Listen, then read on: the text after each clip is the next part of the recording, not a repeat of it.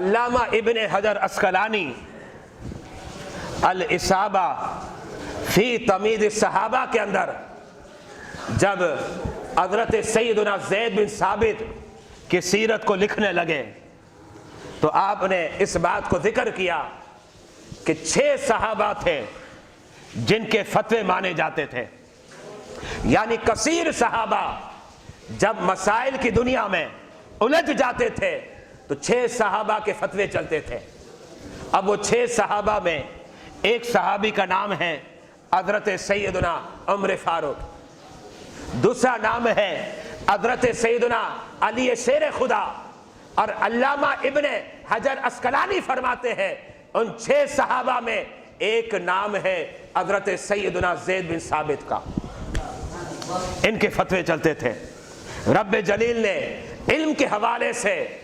فقاہت کے حوالے سے، متانت اور ذہانت کے حوالے سے اتنا عظیم مقام عطا فرمایا کہ ایک صحابی نہیں بلکہ سینکڑوں اور ہزاروں صحابہ جب مسائل میں الجھ جاتے تھے تو کبھی حضرت علی کے دربار میں جاتے، کبھی حضرت عمر کے دربار میں جاتے، اور کبھی حضرت سیدنا زید بن ثابت کے دربار میں جایا کرتے اور اپنے مسائل کو حل کیا کرتے۔